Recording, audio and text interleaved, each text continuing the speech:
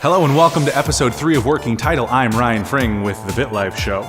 Today we have David Geisler of the Technophiles Podcast Network. David and I actually grew up together. He's a little bit of the reason we're here today. Also, this show right now, Working Title, we did kind of a rendition of it with David a year ago, maybe, as a variety show. And now we're doing this show. They're doing some shows on the Technophiles Podcast Network that are similar to that. He does singing reviews and various kind of vaudevillian things that are really fun that eventually we maybe want to do here. So let's do it. Burrito.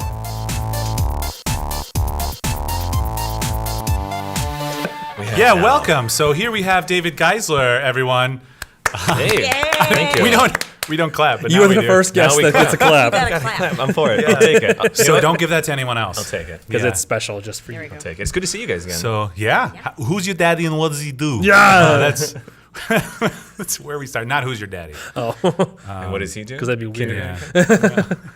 Yeah, we have a history. I think that's what I want to know. We know each other, so yeah. can you, explain how Sure, you guys we all know each other? We could go a month ago when I met you guys. Well, I knew you actually Right. from before that, but Ryan and I go all the way back to high school. Yeah. Which is pretty cool. Okay. I think... Done. Story's over. Yeah. Good. Well, that was a great show. Another round of applause. Excellent. Well done. I'm going to go get some pizza. So both of you went to school with TC DeWitt.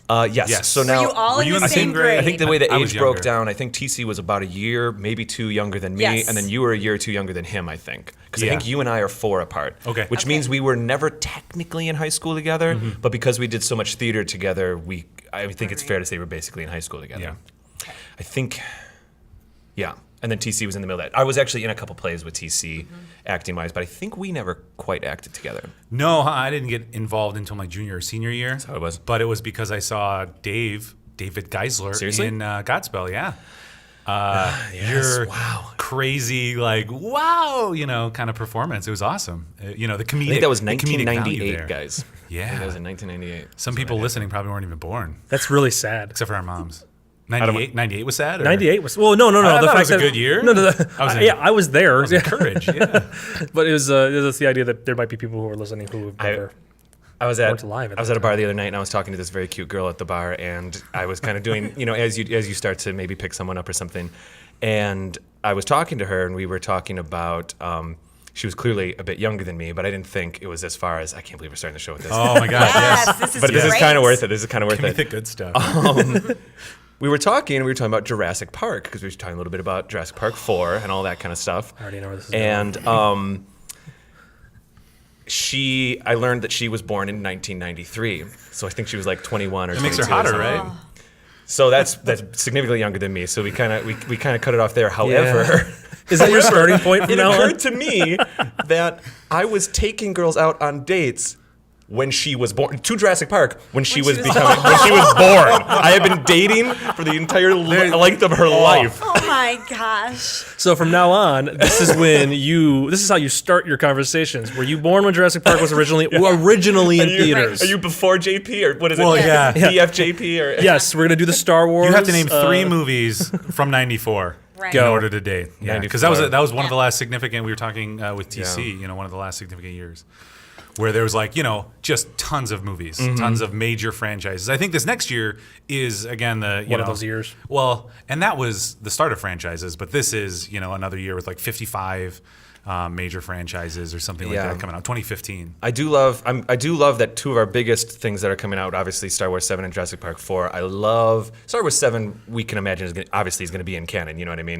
But I'm really happy that they're keeping the Jurassic Park 4. It's half reboot, half canon continuation. Yeah. I really think they're doing a great job with that. So why have we not learned our lesson? I feel like this is the same movie the 3rd time. Because the first one, we're genetically engineering these to not breed. They bred. And then again, genetically engineering, and then again and again. And now they're like, what? So- We genetically engineered them so it could fly and talk human on the telephone and Hey, there was a all version these- of Jurassic Park 4 that actually had human dinosaur hybrids Yes, from a it couple did. years It really? ago Really? that got nixed by Spielberg. That's too bad. I'm not going to say That would have been anything unique about. at least.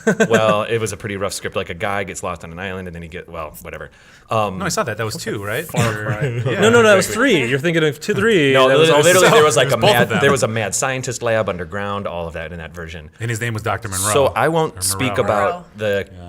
about the variety of the Jurassic Park movies, but I am very pleased. I think it's very clever of them to essentially reboot the franchise with obviously an all new cast, but still kind of keep it because we're picking up 20 years later, Right. which is kind of neat. I think that is kind of cool. It's one of those where it's like I feel like because of the success of Star Trek with the 2009, maybe. right? The whole it technically was partially reboot. it was a partial reboot, partial continue because it still continues the storyline. Just a different dimension. But or it whatever, allows them or to do timeline. whatever they want. Yeah. And I almost feel like that because that was so successful, the new Terminator film's doing that. Like I feel like the studios are now like, okay, well we can continue this franchise, but we can Terminator 6 is on the way, right? Or Terminator 5? Terminator Genesis. Yeah, with I'm fine with that. Schwarzenegger again. Yeah. I'm kind of a closeted Terminator fan. Like, Terminator. you don't whip that out too often, kinda but grew up I'm on in that. love with it. So I remember I had film cards. is so good. The first film is so it's good. so low budget and Yes. still so suspenseful. And then the second one is just like, oh, look what we can Amazing. do when we have a budget. Right. The second one was the one that they monetized All the too, so I stunts. had all the crap from that, like Yeah. trading cards and action figures, and I remember sitting down after school and playing with them. And I was imagining fine with what 3. it'd be I was like. even fine with 4. I even watched the Sarah Chronicle Connors. Yeah, the Sarah Chronicle Sarah Connors. You know, it's Yeah, not yeah. just me. I'm just saying this right now. Yeah. Tongue twist. Words do not work. Interesting. It's about in general. Schwarzenegger, though. It is and all- that's happening. Yeah. $150 million. But That was an interesting show because it was pretty entertaining to see, them trying to survive with this secret, the future and the Terminators. It's essentially it was between Terminator 2 and 3, basically. right, obviously. right. And all I then, could think of was who's the main actress? Laura I was Henny, like, I think. you are a is her very name. pretty No. lady. I don't know. I think it Just might be. constantly, like, very pretty lady. That's all I can think Yeah, about. well, then she was in It kinda took she me was in out a little. 300, and then she was in that Dread remake and stuff like Oh that. yeah, that was Oh. what Did anybody? wasn't Did it? you She's see in that? Game of Thrones too, I think. Yes, she actually, is. isn't Yeah. I think it's Laura Henny, but I could be wrong. That might actually be that blonde girl from Lena Love Actually. Headey. Internet. There it is, Lena Lena Headey. Headey. So close. There it Some is. It letters. should be like a rule in Hollywood. You Yeah. can't have a name that's similar to somebody else. So like a Ryan registration act. Ryan and I were in high school together. Yeah. So Back did to you this. you guys didn't go to the same college. Did you go to the same college with TC, or what did you do? No. Okay. I shouldn't assume you went to college. Maybe you didn't. I went to Bradford High School down in Kenosha. You could say with Ryan and TC. Then I moved to Chicago and went to Columbia College in Chicago for film, where I majored in producing. And Oh, did you? I didn't know you majored in That's producing. actually- I assumed creative, like No, believe it or not, I kind of cinematography like everybody or was going editing for. or- Yeah, I do a lot of editing now, but everybody was going for the director thing, and I feel like Yeah.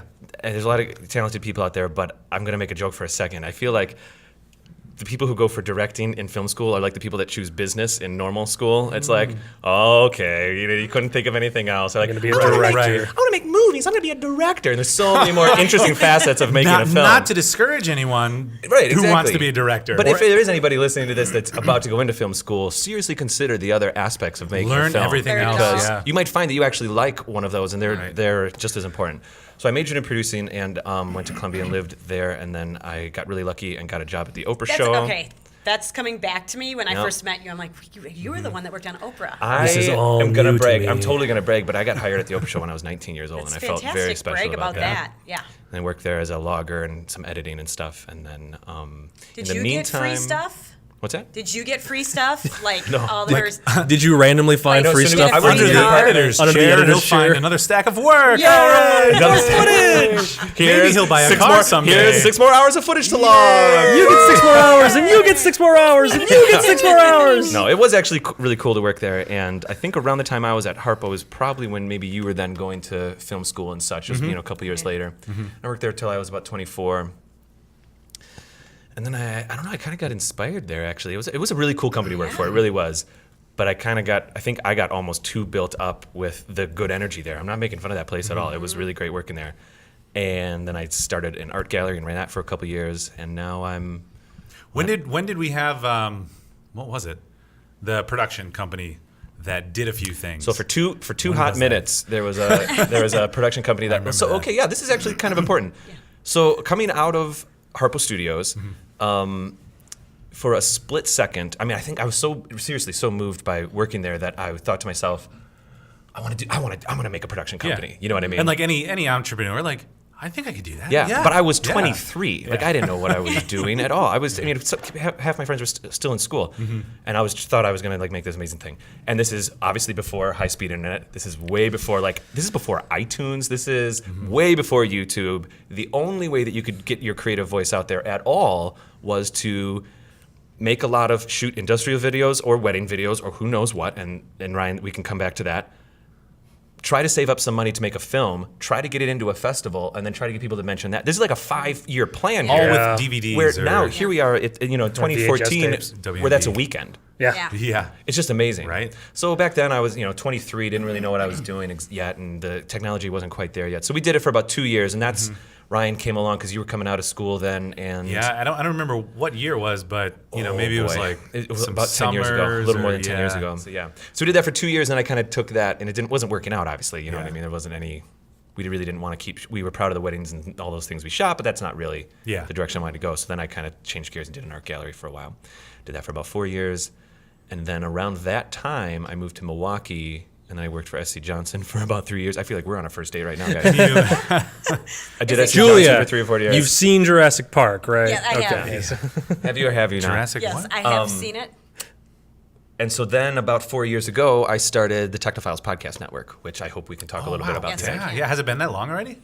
Yeah, well, so awesome. really, honestly, That's I great. actually started podcasting about 8 or 9 years ago. Pardon me. Oh, well, With the art gallery. That's right. That's where it all That's got right. started. And live music. That was back or before, recorded music and stuff. iTunes had podcasts, obviously before Stitcher existed. You'd have to download something called like Lemon Jelly or Lemon Z or something like that, and you'd put it on your iPod 2, and it'd just go in as like an album song. There was, we were making shows back then. What'd you call it? Before podcasts, we had listen to our talkies. They were just like I remember like Attack of the Show. Maybe it was before I think it was before Attack of the Show existed, but whatever that version was, it was the blonde girl, that was Sarah like the blonde girl, 2000 and then the guy that was on Attack of the Show. Well, 2003-ish. Kevin I think Peralta? was, yeah. Kevin and the blonde girl, Sarah something. Kevin Pereira. Pereira, there it is. Who's Who's Peralta? that? I don't know who Peralta. that is. Jake Peralta. Hey, that's Brooklyn Nine-Nine. You guys are just I love naming that names. show. at this So good. point. I really Isn't enjoy that that show good? right now. It's Yeah. about the only show on TV I actually like right now, I got to say. Andy Samberg's great. From that I crazy, gotta silly watch comedian that. to funny, pretty normal guy. So we started podcasting for the gallery, and what we were doing is we would have a show every week where we would talk about the upcoming shows, maybe talk a little bit about the artists came in, and it ended up kind of accidentally becoming almost recorded boardroom meetings, but like in a good way, because it was 4 of us running the gallery. That sounds so exciting. Well, it was kind of oddly documentary style. Inside the art studio. So we'd have a or 20-minute what? conversation about, it would just naturally occur of like, we've got this artist coming in, what are we going to do with this? We're excited about this. We got to make sure we do that. And it's just kind of, should we sell that's tickets great. for this much or That's not? just or this and nerdy that? art stuff, It was good. We were 14th most popular podcast on iTunes back then. There were only about 100 podcasts back then. Still, But we were like, it was cool to be like right on that homepage. Yeah. Seriously, this is like almost 8 years ago. This is a long time ago. So then we did a couple more podcasts, and then I moved to Milwaukee. And when I closed the gallery, I moved to Milwaukee, and I kind of still wanted to do a podcast, but I couldn't figure out. I was going to try to maybe do an art one in Milwaukee, but I'd been moving like from Chicago, kind of through Racine. I wasn't very familiar with Milwaukee yet. I certainly wasn't familiar with the art scene. I tried to do an art podcast. It lasted about 4 episodes, and then I thought to myself, well, I got to do something here where there's something that happens every week. And so it was actually Alex Sheehan, who you went to high school with and is my cousin. Yes, we all that's right. we all did theater together. Alex Sheehan had a podcast called 8-Bit Dairyland, and he was recording it out of New York with Mark Rikers, who lives here in Madison. Do they still have that? Mark Rickers. They- No, they did it for about a season or two, and I think it was just a little hard to get the schedules going. Okay, Every once in a while, I'll have one of them guest on one of our shows. We'll Okay, Skype them in, yeah. but I think they get, it's a little tough. Sure. Now that I have a production company, maybe I'll let him make a show under that one, the yeah. Technophiles Podcast Network, but we can talk about that a little bit more later. The history of David Geisler, I think we've talked about enough. Well, you just talked about something. Well, that I was will wrap it up. interesting. I will wrap it up. To the present. In Mill, You'll when I wrap it moved- and then I'll unwrap it. Sounds good. Go ahead. Just pass it back and forth. So then I did start, Alex Sheehan and I were talking, and we were like, well, let's just do a technology podcast then. I mean, there's a million of them out there, but at least stuff happens in technology news every week, and we can discuss it. And what happened is it kind of turned into, not so much, it wasn't a podcast about like, well, the Z84 chip is coming out, and how do we feel about that? It was a little bit more like, this company made virtual reality in Poland, and what is that going to do for shopping malls? Or like this company, we just specifically actually just before our break, we're on a break right now, which we'll talk about later, I'm sure. We interviewed a gal named Judith Joan Walker from the company African Clean Energy, and they made this little campfire thing called the ACE One. It has super clean emissions, and they're selling like crazy. So we try to focus more on up-and-coming inventions, up-and-coming technologies. Some of it's a little pie in the sky. Sometimes it's like so-and-so proposes that we build a floating city, and we'll talk about anything it. with virtual reality. Anything with virtual reality. Amazon pops up a lot. Oculus Rift pops up a lot these days. Apple a little bit, but now what has happened is, so it was just like 2-3 people around a mic for many years, and then a year ago, I just apparently got mixed with the right people in Milwaukee because it has exploded. Yeah, and now we have 4 different shows, and you have a lot of video now. We have a lot of cool stuff, but if you don't mind, maybe we'll talk about that in the second half. But that's kind of I guess that's after the break. You know, Jeff, I'm adding a break. That's just me. That's just you. I mean. All right. He's telling me how to do the job, isn't he? I think now's a good time to start the podcast. Now's a good time for me to leave. Hit record. No, I haven't seen you guys in a month because we did that film, true. which was a lot of fun. Yes. Yeah, so how'd you get involved with all these guys? More stories. Can I tell the story? Yeah, please do. Okay, I've been talking enough.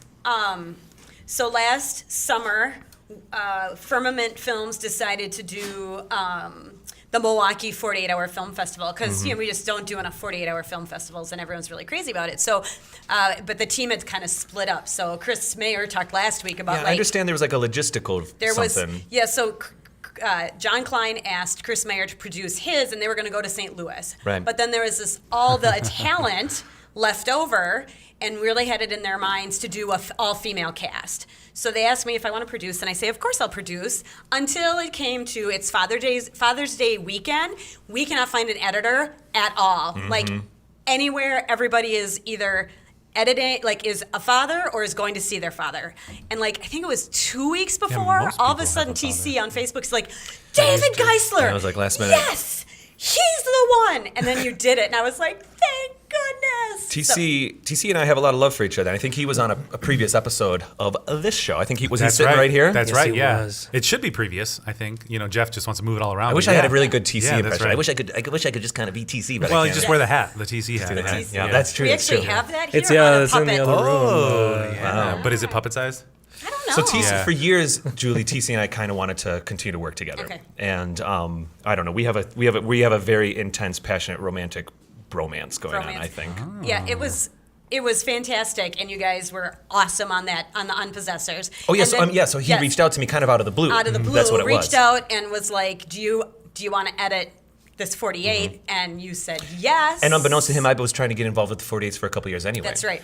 He told us. I think he told me that. He's like, yeah, he's been wanting to do this for a couple years. So this Many is really years, yeah. exciting. I want to throw out there too that I recommended David because they're like, we're in Milwaukee and we need, and I was like, Oh, yeah? Well, yeah, and Thank you. a year or two ago, we kind of did a version of this that was a little more entertaining and live, which I Right. still want to get to. Let's talk about that because Yeah. it happened like right here. That's right. We kind of spitballed a version of a show, and Okay. but anyway. Yeah. But from that experience, I was like, David's in Milwaukee and he could probably edit. Give him a call. Yeah. Yeah. And this information was never given to me because then later, John's like, oh yeah, David's great. Oh, because I Facebook stalked you and Got found it. out you were friends with Ryan and John. I'm like, guys, I've been needing an editor. You've Who is never this guy? mentioned this to me.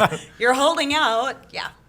And I was So it really was a excited. fun I was really excited, and I came in. I was very nervous because I just was like, I It hadn't was a edited. whole bunch of new people. Yeah, they're pretty intense. Well, I hadn't edited a narrative in a Okay. number of years.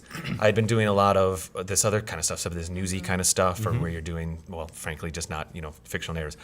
And I was very nervous, but I met you pretty much right off pretty the right bat, away, and yep. I was kind of like, all right, we're in good hands Yep. here, because you produced Thank that one, you. I think, yeah, right? and I was nervous because it was my first time producing. Yeah, So. but it was a blast. It was. We had a great time. We had a really great time. And I know TC and you were like you were saying, like, I'd be getting really tired, but then TC would have energy. And then all of a sudden I'd be like, I think I'm going to do this. And TC would, like, complete the sentence. Like the editing process Yeah, with and the it- two of you was really And I hadn't seen TC for years and years and years. Synchronized. Ryan, I had seen you a few years before that from Right. the project here. Right. But I don't know, it'd been 3-4 years, I think, to actually seen TC.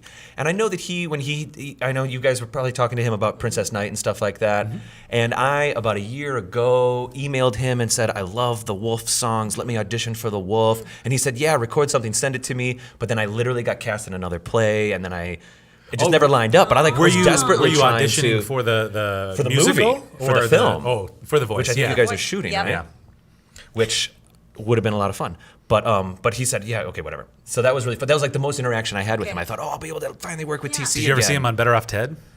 TC on Better Off as Ted? the Catman? Yeah. Are you familiar with the TV show? I've never actually seen it, but I do know it Great exists. little comedy that was around for a season, and I was watching it one day, and that's kind of what started me connecting back with TC. That's awesome. But anyway, saw it, and all of a sudden TC's in the background loving cats and has cat pictures, and I was That's like, cool. TC, what is this? So That's check funny. that out. There's a few other people that we know always- from high school that have popped up on shows here and there, but anyway, we can get into it later. Oh, really? Like who? I don't want to get into Dish it. like exes and things like that. We don't have to talk about it right now. Let's get going. This now show I just have got to It's a know. relationship show. really I interesting. can help with that. There's Jerry Springer coming in. Princess Knight, and then I'm just trying to bring it back. So then how Yes. was that experience for you to edit that? So I with loved it. TC? Oh yeah, and so that was the thing too. So what I was trying to get at is even when I gave TC a hug, pardon me, when he showed up at the house, I hadn't seen him for years, so we had to kind of revibe a little bit, and it took only a couple minutes. Yeah. Well, maybe it took a couple hours, but to truly. But then by the next, it was a 48. So by the time we got on that final day, he and I were just It's like a brain in the same meld. DNA. Yeah. It was great Yeah. because a little bit like how you and I can work off each other. Yeah. He and I can kind Right. of tap in, and all three of us. I get have that with similar him, too. Humor. Yeah. We have similar Yeah. humor, but John and I always talk about that because John and I have very different humor, and so at Yeah. some point we're just like, all right, your idea, you tell me what to do. John's but I always hysterical. felt, It's fun to watch you and John bounce off each other, though. well, thank you. I appreciate that. Like we try, serious. but I like when you came in, and then when I work with TC, just how easy it is, and even Jeff some too. Like I feel like we kind of have the same ridiculous mental Yeah. And it's like vibe you kind of I going. feel It's like- easy to TC jump have on. that? Yeah, TC and I can bounce off each other really Writing well wise. too. Yeah. But I feel like for in a different space than probably what you guys can do, and then Perhaps. what you can do with TC and what you can do with TC. Oh, I man. feel it's all a little We different. gotta find but- some of that footage because that was great. What? Even What? when it didn't work out, the that original show? Bit Life stuff. We still have some of that. Yes. We still have the weird calf pilot on Vimeo right now. It's locked on Vimeo. Oh, no do joke. we? It's still I'm around. gonna pull that up. It's We- great. I and, don't- we have to do a password stuff to actually, get into it, It but was maybe cool. we'll- It was cool because we created the version of our news. Yeah. That was talking in front of a green screen. Right. And then I saw maybe a year ago The or when newscast? you guys started doing started that, doing the I was like, newscast. yes, The Technophiles newscast. That's what I want to do. So Good on you guys. it was almost 2 or 3 years ago. I wanted to say one thing real quick. I do want to say something about you and TC. Both of you, I feel like if you get stuck on stage and one of you forgets your lines, I would feel totally safe with TC, and we Yeah. could probably make up a whole new scene. I feel the same way with you. Yeah. You know what I mean? Yeah, right. You know what I mean? So Yes, then when we and. got to the editing at the end, we were almost acting through we were Yeah. riffing on the editing, and it was a lot of fun, and it was great. And then that led to doing that other film here just a few months ago. Yes, which was awesome to bring you on board because I was that produced that. Hi Neighbor. Hi neighbor. Hi, Oh, Neighbor. that was There so may or good. may not be a clip from the movie playing currently. Right now. So, Featuring it's him. me fixing the ATM Yes, right it now. will be totally Good. him. Good. Yeah. And David, you were wonderful. It was a lot of fun. You were wonderful on that. It was a lot of fun. Your scenes were so good. And, Your scene- yeah. Yeah, no, it was a lot of fun, and I got to. That's when I met you. I have heard of you The better have. famed Dave Yes. Geisler. You better because have. Right. of Yeah, hanging I'm around with joking. all of these guys. I'm joking. The names come up in the last year Yeah. or so numerous times. So it's definitely one of those where it's because I didn't care who was cast in the film. It wasn't my role. I just one of the writers is Yep. all that mattered. So it's I don't care. Whatever TC, whoever you guys are thinking of, that's great. And yeah, then I watched it and I'm like, oh yeah, well crap, I kind of wish we wrote more because it's that scene Oh, would have yeah. been really good Yeah. if there was more. fun. So we're creating a spin-off TV pilot. I'm for it. For the the TV ATM. pilot. It could be its own YouTube series. It could Yes. be. Screw it. Let's just do it on. Oh my God! On Here's Vine? my age. On Vine, I was gonna say. You know what I was gonna say? I was gonna be like, let's do it on that 7-second one. Yeah, that's seven. That's seven. That's program. the new one, right? What is that new one the Isn't kids are Vine using? 6? Yeah. So I had been doing the Technophiles podcast for about a year in Milwaukee, and when I moved to Milwaukee, it was kind of abrupt in my life. It wasn't a planned thing. It took me a little while to even get used to Milwaukee, quite frankly. I like it there quite a bit now, but those first couple of years I was there, it was not the vibe that I had in my person. Was it very different from Chicago when you were down there? Incredibly different. Those two cities are they're I don't know if they're polar opposites, but they are just completely different. Neither better or worse. Just you have to completely recalibrate for each city, in my opinion. Yeah, sure. to genuinely live and then genuinely live. You know what I mean? So I was down in Milwaukee making the podcast, and it was just me and another guy, and I was kind of getting hungry to make like another show. And I think I just tweeted something out like, anybody out there that just kind of wants to do something? I had a very nice cast member on the show at the time, a co-host, but he was, as nice as he was kind of along for the ride. He wasn't necessarily like a creator, and I was really hungry to work with creators. And then to my surprise, Ryan replied to that tweet. So we hung out for a couple months and tried to make a show, and it was a lot of fun. Yeah, no, it was but great. I think we had very lofty goals. It was going to be like a monthly, hour-long thing, and we talked about it like with Attack of the Show. We're like, this is an entertaining thing, like tech, variety, geeky stuff, and it's kind of all the things that we like. And I mean, why wouldn't you put what you like into your show? And that's what we did. Right. And as a hobby or part-time or very small-time thing, it was just not gonna. I mean, it took forever for us to get. We would have needed to put together a business plan. Yeah, it was like we were making a damn show. But some really nice things came out of that. Yeah, right. I actually, how we did. So one of the things we toyed with, we were trying to kind of take some of the theatrical stuff, some of the improv stuff, and mix it with the tech. So one of the things we toyed around with was trying to do those improv video game reviews. Do you remember that? So we would seriously not make it up ahead of time. Yeah. I would just pick some chords and we'd play and we'd sing about we just did a fake one about Mario Brothers or something. Yeah, and there was that. one with The Last of Us, and I think I got something wrong, like either something in the name or something. And I kept going with it, and you kept trying to correct me with it. In the background, that's great. like in the harmony. Yeah. And it was great. So you don't get that if you plan. But we ended up taking that element, and that's part of Technophiles now. So for the you last dirty bastard. Well, it's so much fun. We call this them, video we call will them hold up in court. The silly songs. We call them the silly. Well, we made it together. Damn but now what we do on Ryan, the podcast. that's why we brought him here. That's there's right. evidence for court. Come on, Judge Mathis.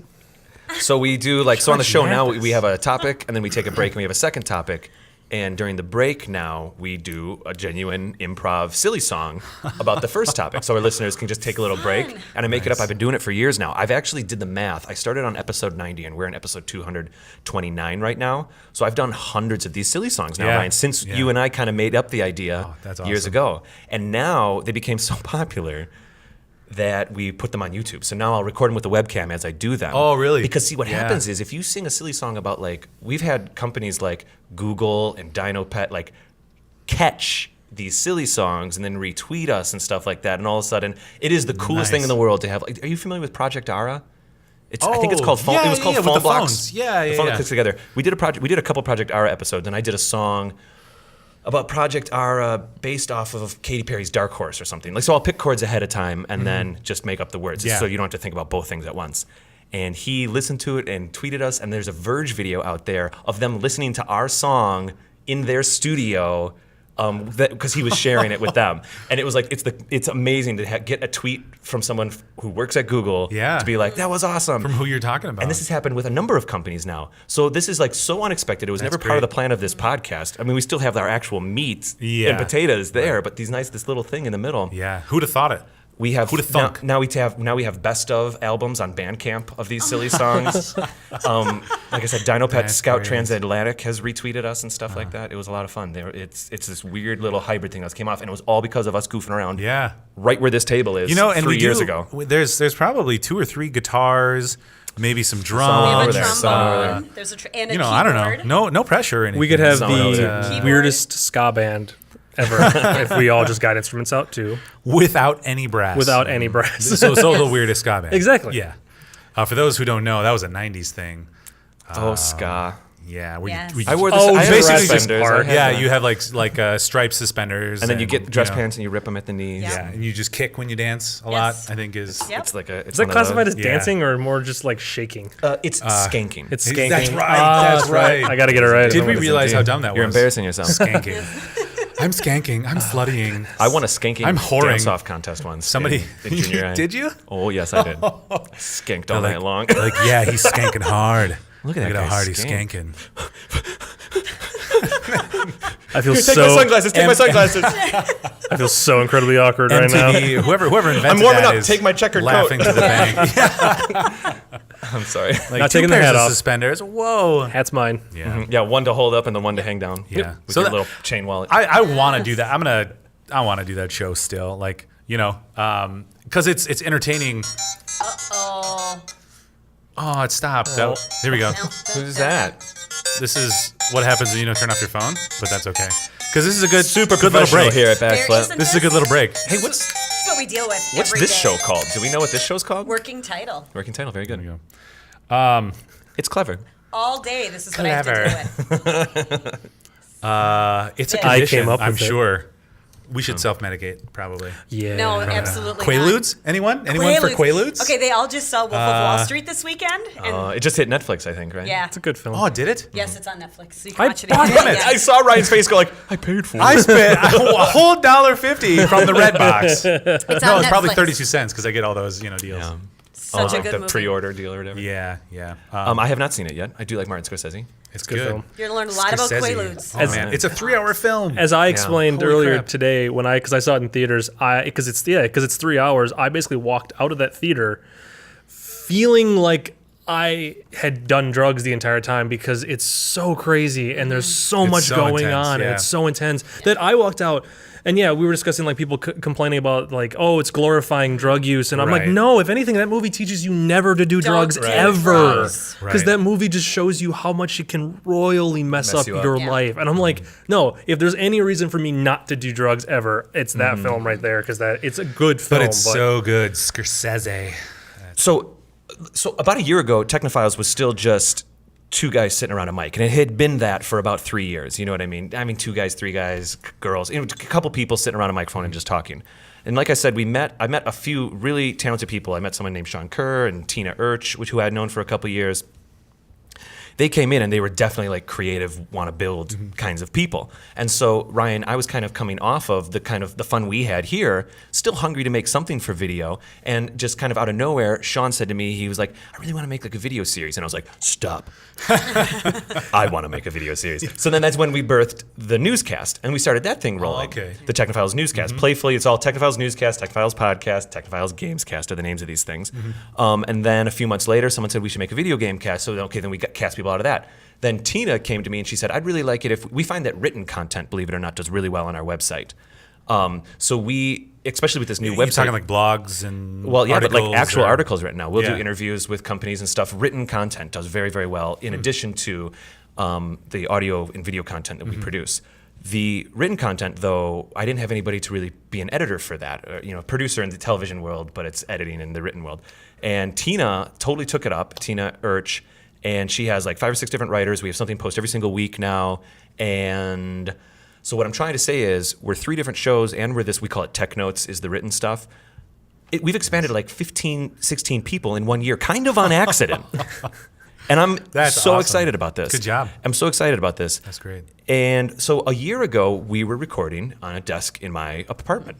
It was just in a corner of my apartment. So for the past year, all of a sudden now we're doing all of our Let's Plays are like, we're in my living room. All of our Twitch stuff is like from, Which like, was probably awesome. You just, roll out of bed and you're like, oh, hey guys, let's go ahead and do our here's the thing. thing. So I lived in a studio loft downtown, so there was no walls. There was plenty of space, which was really good for productions. You can just push things out of the way and set the cameras up, and all of a sudden we're shooting in my living room, right?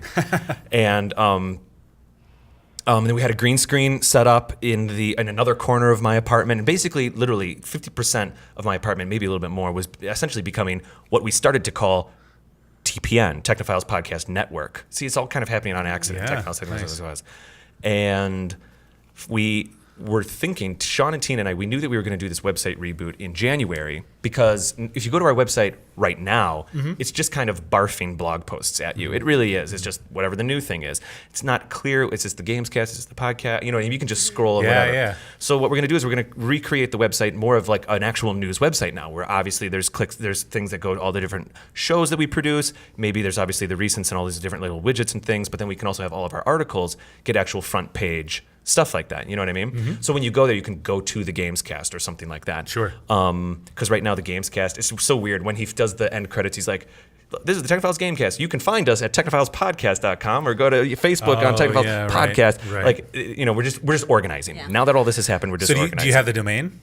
Can we say So it? Or- technophilespodcast.com is the only domain we have right now. Technophiles Network? So I'm thinking TPN.com if we can get it. TPN? Otherwise, it might have to be Technophiles Podcast Network. We'll still keep technophilespodcast.com because at the core, that was like the original Sure. show. Yeah. But the thing that I just want to finish this up with is moving to the new studio. So Sean and Tina and I were kind of the producers. This Nate is becoming a producer as well now because he's doing all of our behind the scenes stuff. Because basically it's 4 or 5 people a show. You know, you got your behind the scenes people and your thing, and so that multiplies every time you start a new show, even if there's some overlap. So I was having 4 or 5 people in my apartment every single day shooting a show. You know, we produce 4 shows a week right now, and we've got this written stuff happening, and it was, I love it, so I didn't mind. Yeah. But then we were starting to get to a point where, like, people, the sound engineer for the newscast, she would stick around and just work for the next 5 hours because she just wanted to. Yeah. And that's when I was like, okay, now we actually need to get a space. Yeah. Now I was talking to Sean and Tina about it, and we don't actually have sponsorships yet on the shows. We've been kind of just winging this for the past 4 years. So we have no income budget right now, but we have a lot of listeners. We're right around 20,000 listeners a show right now, and we're very pleased with that. Usually around 5,000. Somewhere around it's not. I mean, there's millions out there that get millions, you know, but somewhere around 5,000 is when you can start actually attracting sponsors. We just hadn't done it because it all kind of happened so fast. Sure. So we're hoping that when we come back in January, this is kind of my job now to kind of have the guts. You know, we've got our lists built. Either we need to get put on another podcast network, like a lot of these things do, where they give you the sponsorships for you, or we got to find them ourselves for a while. So we want to turn it into an actual business model come January. We have an income set. When that happens, that's when we were thinking, okay, we'll look for an actual location. So I had a friend on Facebook who posted down in Bayview, Milwaukee, there was an old recording studio. Like the group I'm Not a Pilot recorded their first album there and all these weird things, you know, allegedly, but I believe it. Bon Iver apparently recorded there. And it kind of seems to be in the right neighborhood, quite frankly, for that kind of situation. Yeah. So they were renting, it was the weirdest thing. A friend was renting it out just as like a bedroom loft kind of thing. And I was like, wait. I was like, no, that's a recording studio. That's like... And then the way it's laid out, there's actually like a backstage area. So we literally have our YouTube. Long story short, we took it. Long story short, we're renting this space down in Bayview. It's a building. It's an old recording studio, and it has a grand piano in it, so we can do all our silly songs on pianos now and stuff. Yeah, that's we have a whole green screen studio now. Can I say this? It's a beautiful, shitty old building. Oh yeah, you know what I mean? Yeah, Like, yeah. it's beautiful, Classy. but it creaks and it's the trim is 6 inches wide on all the doors. You know what I mean? Now, do you have like the real brick interior, exterior, like on the wall? Or? So the thing is, it's an actual old storefront. So the front of the building is one of those classic like drugstore storefronts. Yeah. Then we go in through a side door because that's all kind of sealed up now for weather and stuff like that, permanently sealed. Yeah. But we do have a little bit of a lobby now. And the last thing I need to say about this is when we looked at the space, it was essentially 8 months before we really thought we'd take a space. Tina was really holding me to this. She was like, Dave, we don't have income yet. We can't afford this. What are we doing? What are we doing here? And it's an excellent price for this space. It's a lot of space, and it's an excellent price. But we all knew that like it was going to work really well for us. So what I ended up doing is there was an apartment available above it. So I moved out of my apartment downtown, and I'm incurring the cost for the first floor for now, and then I live in the apartment above. However, the apartment above and this studio space, still $400 cheaper than I was paying for a loft downtown in Milwaukee. Now, I mean, I love that loft, but you know what I mean? Yeah. So it was kind of a no-brainer for us. It was just smart just for your own personal use. It was even if I just wanted to just goof around down in that first floor. Mm-hmm. So now the plan is, sometime next summer, we're hoping that TPN is literally paying for the space down there and, that kind of a thing. But for now, that's our weird little adventure we're on. It's a very strange, bohemian kind of, we have no money, but we're just making stuff kind of adventure. You know what I mean? Yeah. And now it's really exciting now because now all the producers have keys to the place so they can actually come in, spend their own time there. I'm hoping that not be in your bedroom. Not be in my bedroom. Yeah, right. Yeah. And I'm hoping that this encourages new shows to get made. I hope that other people can come to me and say, I kind of always wanted to make this show or that show. We really want to do a science one. We want to do maybe a video science show where maybe we're interviewing scientists or something like that. We're not sure what that is yet. That's one that I would personally like to do next. But I'm hoping this is a little bit of a weird little incubator for shows. I don't know. That's all I got to say. I'm very excited about it. Yeah, that's all I have to say. That's very cool. Yeah, that's awesome. You got to go after domain.com, Squarespace. Yep, those are all on our list. MailChimp is on our list right now. MailChimp. Audible gets a lot. Audible. Yep. They have buttloads of money, or maybe not. I don't know. Do you? They're trying to make It'd probably money. be good to contact some of these bigger podcasts with sponsorships or video casts or video So shows. there's a few podcasts out there that I'm get some info. Facebook friends with, and I've known them for years as they've built their shows. A few people that live in San Francisco right now that have been doing really well. I am, like I say, I'll fully admit, as excited as I am about all this, I'm slowly building up the courage to message them and say, what did you do? How did you get your sponsors and stuff? I'm not, You don't need courage. That's the internet, right? You're just. What's that? I mean, you don't need That's what courage you on do. the internet. Yeah. Encourage? You don't need courage on the internet. Need courage. Got it. You don't need courage on the internet. You just find a couple teenage trolls and just send them out there. You still have to enunciate, apparently, with these microphones. Words are good. Yeah. No, I don't know. That's our whole story right now. That's thanks for having me here to be able to talk about it. Yeah. That's You're kind of cool. welcome. Yeah, That's and if something we ever else. come up with any, any of our clients who might be great, we'll totally push them your way. Oh, can I say this on the show, please? Yes. Can I say this? We are like desperately looking for more. Frankly, it's all volunteers right now. You know what I mean? That's what it is. It's a little bit like Right. community theater. Yeah. It's a little bit like running a community theater, but everything goes on the internet instead of on a stage. It's a Yeah. very strange. So like you kind of if More people watch it, probably. if 5 people. It's a sad thing. Yes, 20,000 people. Wow. we know that to be true. When 5 people get together and they all say, yes, we will take this time out of our schedule to get together and produce something, you kind of have a certain amount of respect. A little bit like these 48s are like Right. that. We all get together to Yep. do these things, and it really creates the bonding. But we are like looking for more people right now. I need another sound engineer. I'm looking for another editor. We need another producer. So I think with this new website, we're going to put like postings of other things we need, but we're really looking for sound engineers right now. If anybody's listening, they're interested in the Milwaukee area. And I think technically, we honestly use Google Drive for all of our file sharing, which is hysterical because about 3-4 years ago, Ryan told me that he and I should use Google Drive, and I was like, "What? Never!" Do you remember that at all? What was that for? The BitLife? It was for that the this Village stuff? show. Yeah. Yeah. And I was like, I shall never use Apple products. I will never Yes. use Google Drive. Google Drive's amazing. It's brilliant. I love is. it. I'm in love with it. And then So Apple fell from grace. And we do all of that syncing there. So it's really great because the sound engineer can work, but it syncs, and then the next time someone can even be at their apartment. So they may not even necessarily have to be in Milwaukee, I'm just saying.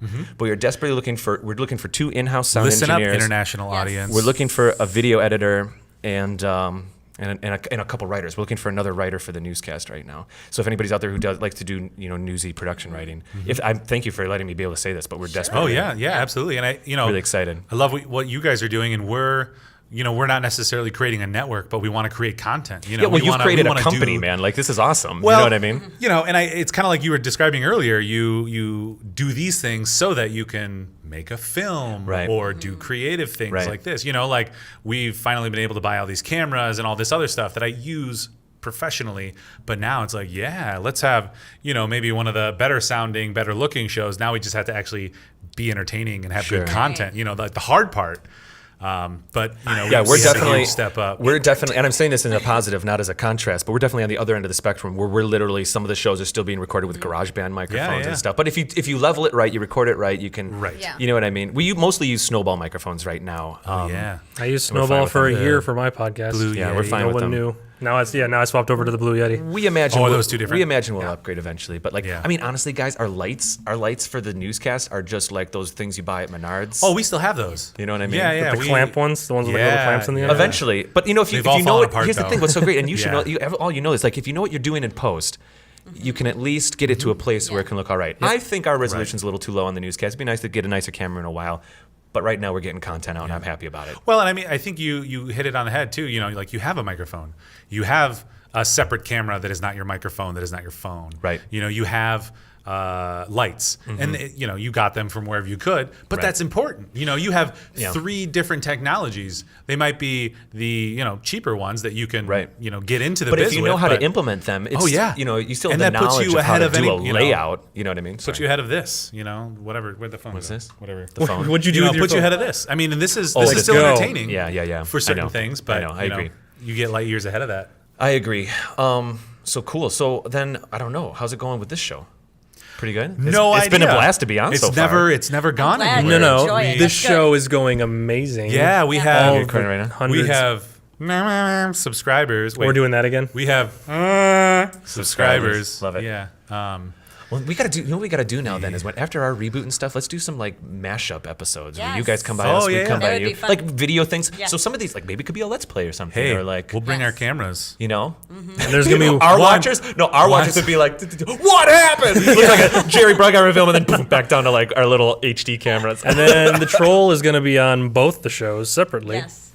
Or our viewers are going to like watch our video. YouTube.com/trollblade. That one video is going to come in with this beautiful 4K whatever, and our listeners, our viewers are going to be like, oh, that's what they look like. We've only been watching in like HD. Oh, we were. Oh, they changed something. this. I was like, it's kind of gross. We were editing an yeah. interview, and I was like, it's kind of gross. You like see pores, and I never Because the really camera thought quality we'd be is there. so like sharp and clean. Right. It's like, ooh. Well, we should do a bi-monthly collaboration I that think- is 4K. Special produced with episodes our or anything team, would be right? fun. Yeah. Having you guys, even if there's a particular episode where you can have you guest on like the podcast or something, That'd would be be really great. cool, That'd be cool. too. Sure. Oh, that'd be fun. We always find some reason to have someone on. You know what I mean? Yeah. I'm not sure exactly what it would be with you guys, but I'm sure something would come up. Something could come. don't know. I think what's been nice is you guys have been able to, I mean, in some ways grow very quickly. Like Backflip has tripled in Yeah. size in 2 months. Yeah. But now that's creating some space for us to do more fun things. And I think that's something you've been really working for. So now I can say, like, I'm in charge of the schedule. So yes, Yes, indeed. we can get something scheduled. Julie, and I'll I just was tell I was them so where to excited. go. I got an email from Julie a couple weeks ago, Yeah. and you're like, "Hey, we're starting up a podcast," and I was like, "Absolutely, anything Yeah. to get back into Backflip Studios." Julia I will love make it happen. I'll make it happen. Yeah, and it's this weird thing that we're figuring out too, where Backflip is the company and owns everything, and BitLife is kind of the creative outlet. Sure, You right. know, and we kind of still with those ideas of bits and little small things and entertain. That is still a desire. But who knows? It's about getting out and doing it. Like getting out with the cameras that we had, or with the mics that whatever that we had. We were and doing it. You're absolutely right. And we were just kind of making fun of the phone videos, and I agree with you completely. But if someone only has a phone, Right. and you're still, if you want to make something, do it. You know what I mean? Yeah, there's always the director of photography. Commercial cinematographers are always like, camera is just a tool, and I choose the right tool for the job. Sure, right. And they're like, do you love the 4K or the 8K Dragon sensor, the Red Dragon sensor? And they're like, well, it's just another tool in my tool belt. Right. And they're British and douchey.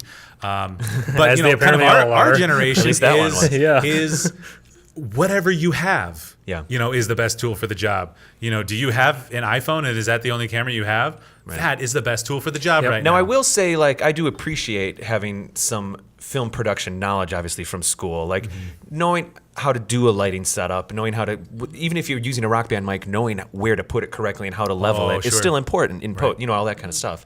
So go to So school. there is a little bit of, if you still want to make that stuff, though, I do still encourage people Yes, to go to an absolutely. art school and learn those kinds of Well, and because you got to learn meet good people. the principles. Yeah. I do think there are some aesthetic principles that are still important. And you better not be editing on a computer unless you've done it with tape. In the Steinbox. So guys, I'm old enough that my first couple years at Columbia, we were cutting and chopping, legitimately. We were too. You were too, yeah. I didn't We go to was- film Jeff? school. Final I Cut, didn't go to film Final school. Cut Pro came out. Final Cut Pro 3 came out when I was a senior in college. It was just happening. It was all Avids at Harpo still, and probably still is. But, Right. Yeah, I didn't a even- software. You can edit with software. You don't need a Yeah. giant aircraft carrier size thing. Yeah, it used to be a whole desk. Yeah. But remember EDL lists and stuff like Oh that? yeah. Well, and now it's great because they keep that for interoperability between programs like color correction and things like Yeah, that. You kick out an interesting. EDL, Yeah. kick it over to another program, and it's like you're editing natively, but it's just that old classic EDL. I tell you what, though, the three biggest things that have just changed the world so much, even in the last couple of years, is specifically Google Drive / Creative Cloud. I mean, I know Adobe had a few security issues about a year ago, but just that, and it's not even a crazy new technology. We're just putting stuff on a server and getting it back, but just they finally did it. Right. Yeah. So you can have all these shared files. So you almost have an internal network, but people don't have to be the same place anymore. Right. And especially now, I know PC and Mac both have those kind of operating system plugins that you can run so that all the folders so you can be saving out of Adobe Premiere straight to a folder that then syncs to Drive, so then everybody else's folder also gets that file within minutes. Just awesome. And I think that that's what's really, at least for us at Technophiles, that's what gave us this ability to really start pumping out production. Right. Yeah, and I'll be fascinated to hear, kind of your guys' development too, as cameras get upgraded and things like that, because I have to turn these cameras down. We have the Blackmagic 4K, which is really great. I have 2 right now. And then the 5D Mark II, which is a great DSLR. Right. But with those two, this will probably be, this whole production, this hour production will be a couple hundred gigs. Yeah, so that's a very good makes point. Like, so our shows are only like 40 gigs each. When if you do like a 5-minute video, no, I think we can get our 5s down to like 20 gigs these days, and it still takes some time to sync. But if everybody runs a desktop or just is responsible with making sure that their laptop is syncing, it's not too much of an issue. But we have had a few videos where we had to maybe locally share some drives because of that whole sync thing. Because 100 gigs, I mean, that'd knock you down for half an afternoon. Yeah, syncing that back and forth. Yep. So that is a very good point, Ryan. Actually. Maybe we will stick with just our little HD webcam. Yeah, or when you get the I had to turn all these down basically because I was like, that's what you meant by turn down. Well, I gave him 500 gigs, 4K, and blah, and we're like, you know what? Maybe we won't do that. Maybe we'll do just 100 gigs on that one camera. We might not need a 4K. Well, I was giving him 4K so he could reframe. Are you guys thinking of doing like unboxing videos or anything like that? Because we're kind of considering that, video games, products, stuff like that. So what we kind of decided, at least with the speed that we are able to get things out, and now with Julia, we actually can get things out. Yeah. And Jeff too, editing, because John and I are slow, I guess. We weren't producing these things fast, and we weren't editing very fast. Like all of our early BitLife stuff didn't get, we didn't do anything with it. But with the speed that we are now, that we actually have, the speed of smell, a little bit of movement. I don't know that we would be able to do anything too topical. Yeah. I would love to get this show to be once a week, but anything more than that is going to be where I was going difficult. with that is it would be really fun, like if we ever did something like that, to have, if anyone could like jump down to Milwaukee and do one or two of those. It'd be fun to have you guys just on. Yeah. You see where I'm going with that? Yeah. Fun. I honestly have some amazing editors. I have to say that Nate Winter is one of the best editors I've ever worked with, because he flips this stuff in like 24 hours. I mean, we shoot a newscast, and it's pretty much the next. And all volunteers, right? All volunteers. That's Everybody awesome. is just volunteering the time. It's really just, and you got to. It gets tricky when it's volunteers. Sometimes people kind of pick. You kind of have to let as a producer, you have to let them kind of tell you how much they want to do, and they kind of do it with their actions. And that's perfectly respectable. If their life gets a little too busy or something, you can just kind of tone things. Right. You can never get upset about anything like that. But the benefit, really, all we have to offer at Technophiles right now, because we are all volunteers right now, is, are you someone who wants to edit more things? Well, we have people making content. Are you someone who wants to get on YouTube more? Well, we have people shooting that. So everybody, you're connecting people together. It's that little part of their hobby that as a whole comes together to something more than a hobby. You know what I mean? So have you found that challenging? Because I feel like sometimes, and again with John and I, we figured out over the years how to work creatively together, and it works really well. But our first ideas are often different. Have you found that bringing a bunch of people together can be difficult? So over the years, I have a little bit, but you just have to be it's a very different. You have to be a producer in a very different way, because you can't get mad at anybody. You just have to be always constructive. Now, that doesn't mean baby them. You just always have to say, okay, what's the good part of this situation? How do we adjust these pieces to make a good part of this situation if people aren't agreeing? There are times, everybody, a little bit like community theater, we are very clear about everyone's roles. That might sound like that is, we're trying to be too important, but the producer has some say over the director. The director has say over the writer. The writer has say over the act. For every production, everybody goes into these things. We have pre-production meetings. We have monthly production meetings for every single show where we talk about everything that's going on. It used to happen in my living room. Now finally we'll have an office in this new place. And we go over some of the past episodes. Everybody puts their 2 cents in, but as a producer, I'll still run the meeting. And I can I've had to learn over the years to navigate. Because sometimes someone will get annoyed with something. Sometimes it's a logistic thing. Maybe you have a volunteer who just can't get there on time, or and you just got to kind of work with it. And maybe there's another better place for them to be if they still want to be involved with the experience. So we've never had any real breakdowns yet or anything. Have you ever had different strong creative ideas that you had to work through? Yeah, absolutely. And so I guess thank you for asking that, because what I was trying to get to in that previous point was that when there are creative differences, because of this breakdown, it's kind of like the director's show. Or this is that, you know what I mean? Yep. And we'll happily make another, if you want to spend 2-3 months putting together a pilot that we can put in the pipeline for another show, that's fine.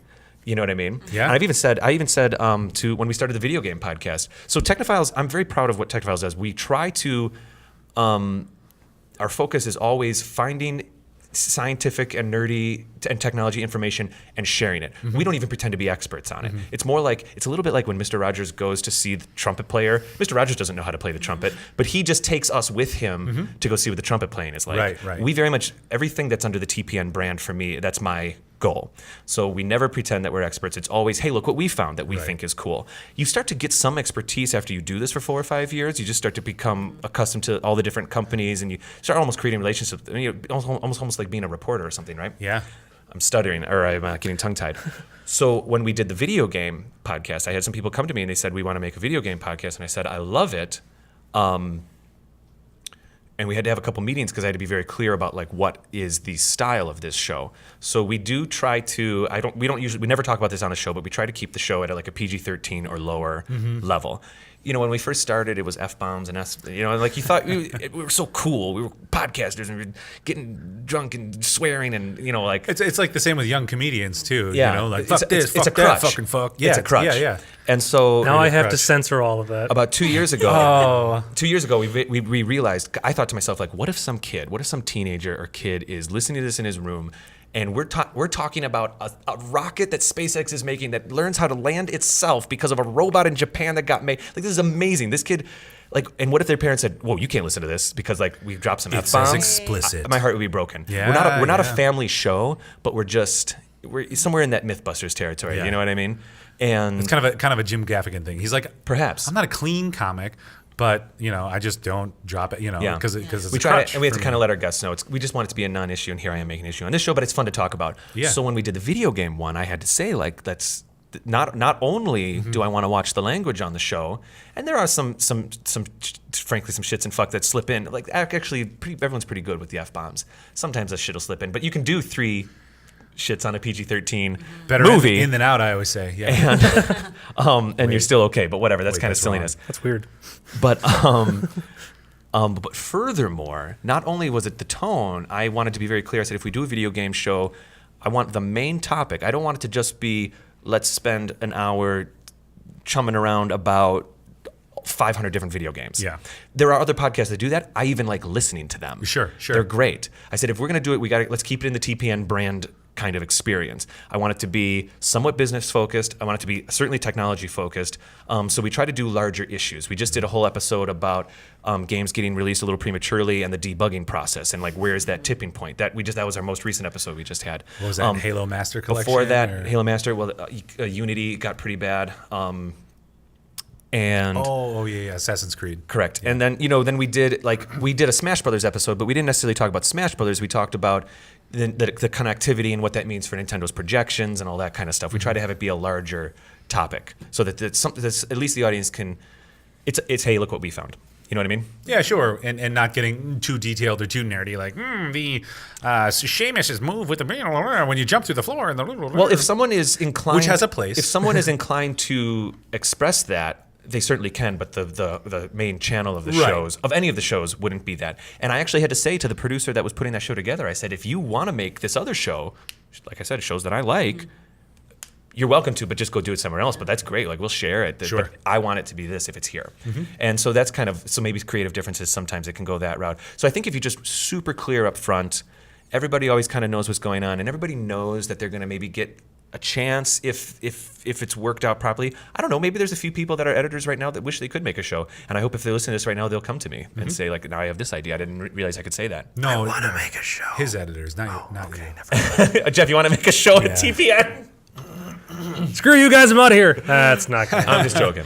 I gotta know. bring Screw you guys and go to Dave's studio. Yeah, I'm going to Technophiles. I rambled there a bit, but I I gotta guess bring thanks this for letting me try to express that. Yeah. That's great. We've never had like actual fights yet, no creative difference fights.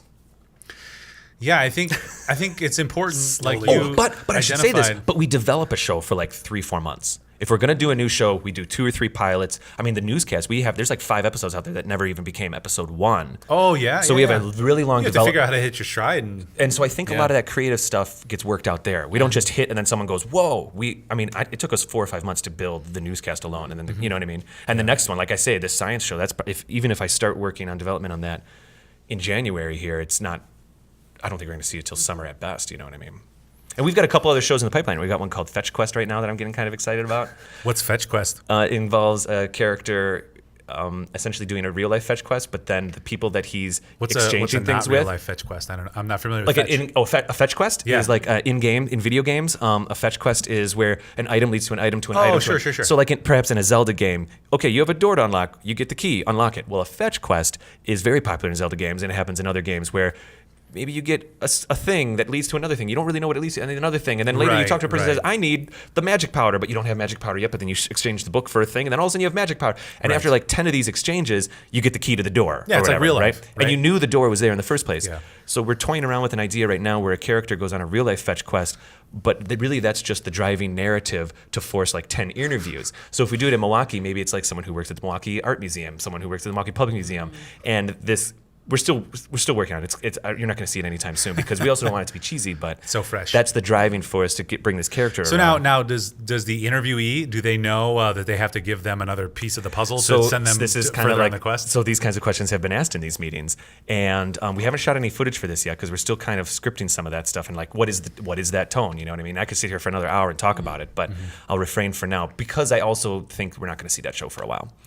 I honestly think some of these other shows. We were going to do 6-year-old science, where we get 6-year-olds in and try to get them to teach us quantum physics and stuff like that. We might do something like that. Now, in a parody way, like they have no chance, but let's have them talk about it, or you're getting geniuses. Well, here's another thing. Like, we don't know. Right now, we think what it would be is maybe we just have them explain it to us, but that could fail. You could get someone in a studio and it could just be we still want there to be some content. So maybe now we have to go learn about something and have them teach it to us, or maybe it's just exploring. So these are all the things you have to figure out creatively. Or like the Fine Bros, like grandparents watch, blah, blah, blah, kids watch, blah, blah, blah. Are you familiar with that? Oh, yeah, I get a little addicted to those videos. Yeah. But you do Kids Explain Science, where you show them a video, like a 10-minute video explaining quantum physics, and then have them explain it to somebody else and see what it's like. And then, telephone. Or another That's kinda version what of we that would do. show is where maybe you both learn together. So somewhere in between, or maybe an expert and a 6-year-old, somewhere in between the expert and the 6-year-old, like the normal person message happens. I'm not sure what that means yet. Make it a challenge where they're explaining Pokemon or something, or Minecraft. You know, and you have a 12-year-old or something, and then a scientist, and then they have to compete. They have to explain the other thing to somebody of the opposite age. So that's some of the ideas. Now that we have this like video studio, that's kind of the stuff we're thinking about. Yeah. I know Aaron Miller on the Gamescast. He is going to start up his own Twitch show, and then there's a bar down in Milwaukee called 42 Lounge, which is a really fantastic like geek bar, and they stream Twitch live at the bar and stuff. So then like we're going to have a couple live shows that'll stream to them, which is kind of fun. But this is all we just got to get finished moving into this space. But if you're, I guess I'm trying to answer like creative process ideas, that kind of thing.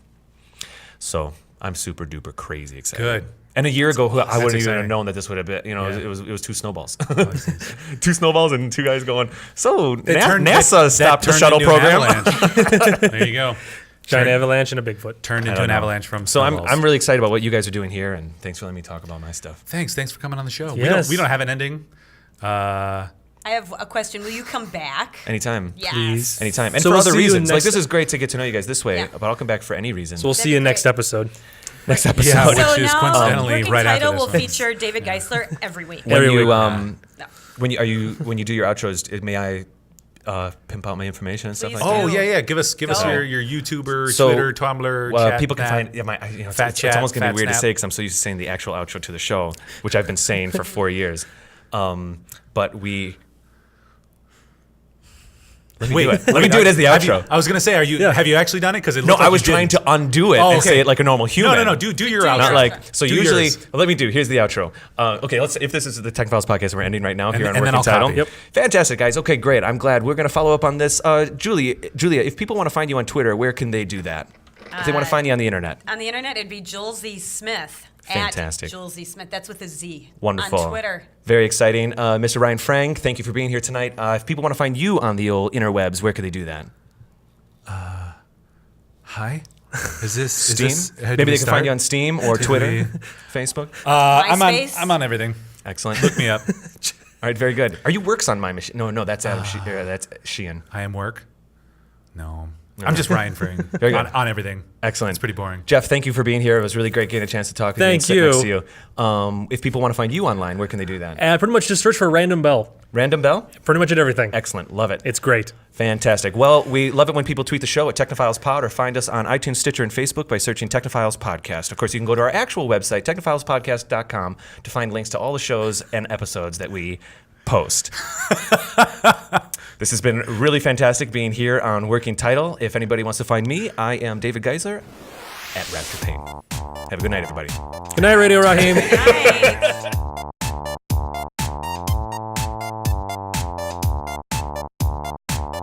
In a time when all was lost, one man and another woman found each other in another country.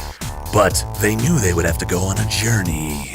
So they went off together to climb a mountain. And ate a sandwich. And killed a porcupine. But it wasn't an ordinary sandwich. It was a Ham. And porcupine sandwich! I was like, it's a porcupine sandwich!